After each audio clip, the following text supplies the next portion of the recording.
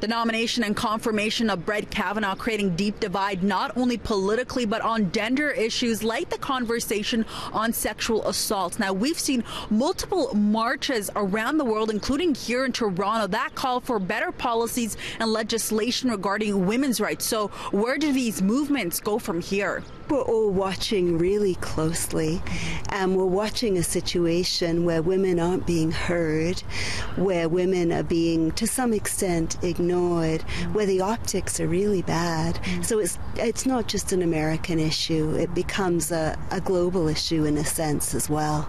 Will this spark a new round of movements here in Canada? It's very possible.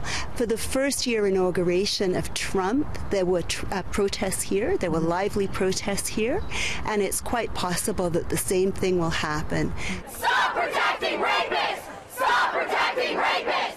The U.S. vote doesn't only create division down south, but the conversation crosses over into Canada. This gender professor from Ryerson University says these political events have sparked major demonstrations worldwide, including last year where tens of thousands took to the streets here in Toronto in protest of U.S. President Donald Trump and socio-political issues that continue to create a gender divide. Women are asking themselves a lot of disturbing questions, such as are women involved in the Kavanaugh confirmation being heard?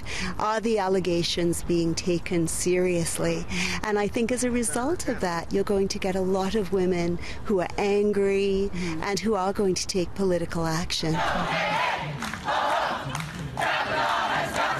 I think it's great that women are coming forward, and the Me Too movement has influenced that. A march in Toronto back in December 2017 also highlighted the communities whose voices have been left ignored, including women of color, trans women, homeless people, and sex workers. The social movement calls for additional support and networks available to those who've been impacted by sexual assault, harassment, and violence. And Marsha Barber says these demonstrations will continue to grow.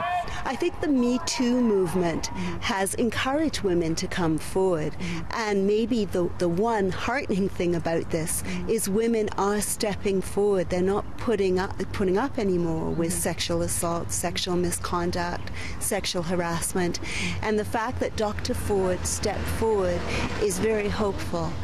You have a very active community of women activists here in Toronto, and I don't think that they're going to let this go unchallenged. According to a Facebook event page, organizers are already planning the next Women's March set to take place in Toronto on January 20th, 2019, with the mission to, quote, create transformative change. For City News, I'm Faiza Amin.